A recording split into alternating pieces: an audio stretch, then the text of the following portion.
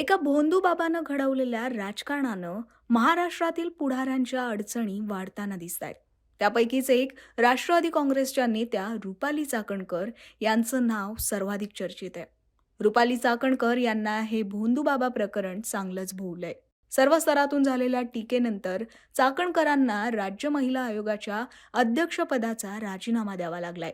राजीनामा देण्यापूर्वी चाकणकरांनी पोलीस महासंचालक सदानंद दाते यांची भेट घेऊन महिला आयोगाच्या वतीनं कॅप्टन खरात प्रकरणी सखोल आणि उच्चस्तरीय चौकशी करण्यात यावी अशी मागणी केली. यानंतर चाकणकर मुख्यमंत्र्यांनाही भेटल्या आणि त्यांच्याकडेही आपली भूमिका मांडली. तर मुख्यमंत्र्यांच्या भेटीनंतर त्यांनी रात्री उपमुख्यमंत्री सुनेत्रा पवार यांची भेट घेत आपला राजीनामा सुपूर्द केला. या राजीनाम्यानंतर चाकणकरांची प्रतिक्रिया समोर आली आहे. पाहूया. देवस्थानाचं ट्रस्ट आहे. या ट्रस्टवरती मी प्रदेशाध्यक्ष होते तेव्हापासून सदस्य म्हणून काम केलेलं आहे. माझ्या समवेत समाजातील वेगवेगळ्या क्षेत्रातील अनेक प्रतिष्ठित नागरिक, अनेक मान्यवर या ट्रस्टवर होते आणि या ट्रस्टवर मी जेव्हा होते त्याच्यानंतर मी आयोगाचे अध्यक्ष झाले. आणि मला सुरुवातीला हे सांगायचं आहे, या ट्रस्टचा कार्यकाळ हा 8 ऑगस्ट 2025 रोजी संपलेला आहे. खरं तर समाजामध्ये आपण आयुष्य जगत असताना कोणाला ना कोणाला गुरु मानत असतो. खरात पती पत्नीला माझ्या परिवाराने गुरु मानलं, आम्ही गुरु मानलं. आणि काही वेळा तिथं होत असलेला कार्यक्रम, मग तो महाशिवरात्रीचा असेल, गुरुपौर्णिमेचा असेल, या कार्यक्रमाच्या निमित्तानं विद्यार्थ्यांच्या शैक्षणिक साहित्य वाटपाचा असेल, या निमित्तानं आम्ही उपस्थित राहत होतो. यामध्ये एखाद्या व्यक्तीला आपण गुरु मानले आणि त्यानिमित्तानं संपूर्ण कुटुंब आम्ही त्या कार्यक्रमात उपस्थित राहत होतो. माध्यमांमधून सातत्याने दाखवले जाणारे व्हिडिओ हे काही वर्षापूर्वीचे आहेत. गुरुपौर्णिमेच्या निमित्तानं अनेकांनी ती पाद्यपूजा केली, तशी मी माझ्या पतीने देखील ती पाद्यपूजा केली. 5-6 वर्षापूर्वी ज्यावेळेस आपण ज्या लोकांच्या संपर्कात असतो ते 5-6 वर्षानंतर एखाद्याचं कृत्य, एखाद्याची वैयक्तिक वागणूक, त्याचं वैयक्तिक आयुष्य याच्याबाबत आपल्याला कोणतीही सुतराम कल्पना नसते. आज आपण ज्यांच्याबरोबर आहोत, जे आपल्याबरोबर आहेत, ते उद्या पुढे जाऊन कसं वागणार आहेत ही कल्पना आपल्या कोणाला नसते. त्याच्यामुळं मी ही घटना समजली त्यावेळेस मला तो धक्का बसला. मी लगेच ते ट्विट देखील केले सुरुवातीला की या देवस्थान ट्रस्टशी माझ्या कुटुंबाचा संबंध आहे, पण खरात आणि त्याच्या वैयक्तिक आयुष्याबद्दल काही माहिती असायचं कारण नव्हतं. यामध्ये पोलिसांनी खोलवर निष्पक्षपणे तपास करावा हे मी परवाच सांगितलेलं आहे. त्याच्यासाठी आज मी पोलीस महासंचालक यांची भेट घेतली. त्यांना देखील या तपासाबाबतचं पत्र दिले, जे मी तुम्हाला माध्यमातून सुद्धा दिलंय.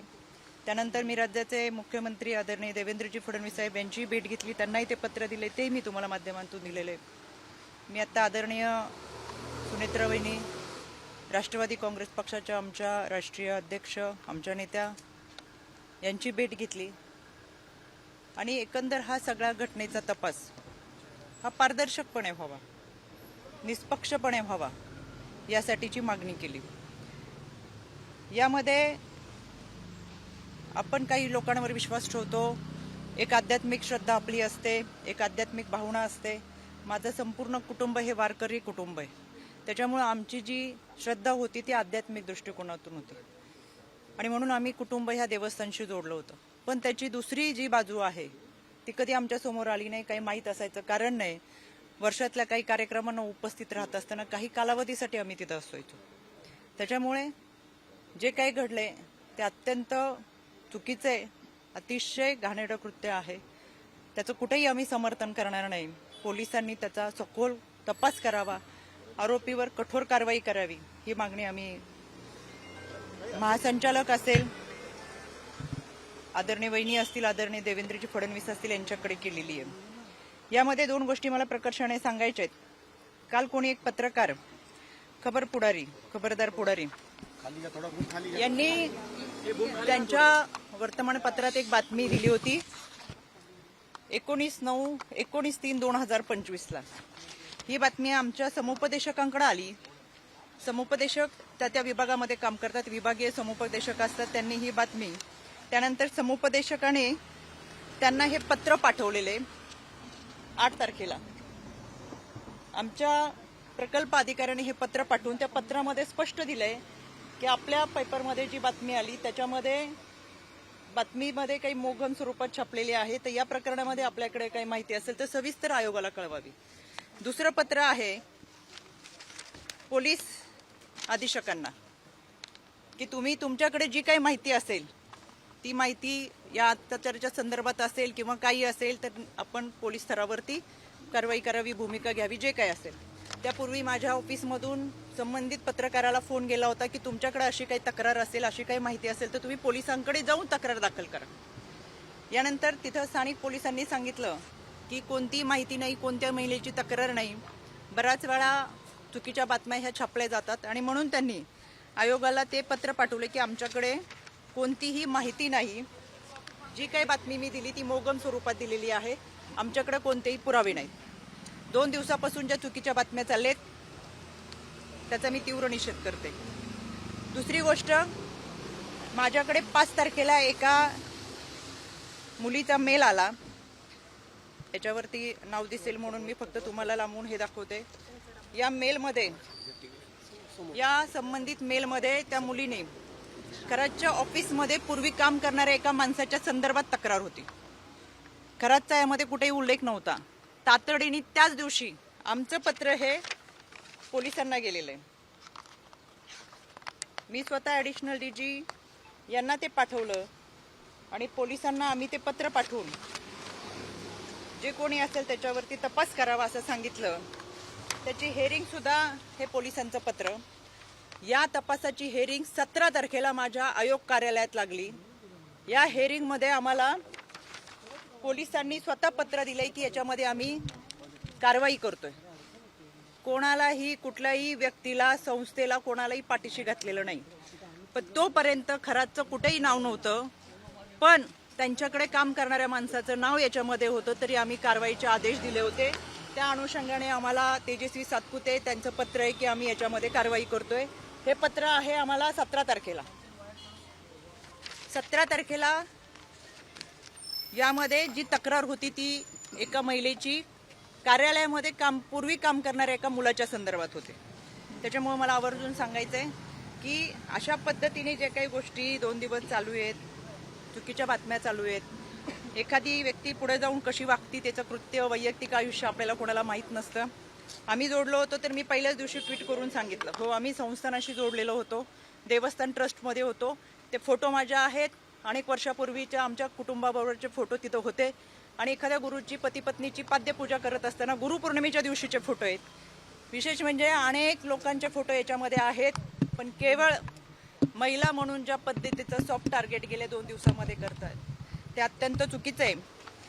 काही जणांनी पत्रकार परिषद घेऊन सातत्याने चुकीच्या बातम्या पसरवण्याचा प्रयत्न केला. कुणीतरी त्यांच्या आजच्या बातमीत दाखवलं 2 सप्टेंबरचा फोटो आहे. तर हा माझा फोटो, हा फोटो आहे 12 सप्टेंबरचा. ह्याच्यावरची 1 तारीख पुढची खोडली आणि 2 सप्टेंबर दाखवलं आणि काहीतरी त्या दिवशी अमावस्या पौर्णिमा काहीतरी आहे असं चुकीचं दाखवलं. माझ्या आजही अकाउंटवर गेलात तर हे फोटो आहे असे आहेत, ते 2 सप्टेंबरचे नाहीत, ते 12 सप्टेंबरचे. दुसरी गोष्ट, 2 सप्टेंबरला आदरणीय अजितदादांच्या दौऱ्यात आम्ही होतो. हा माझा 2 सप्टेंबरचा फोटो आहे.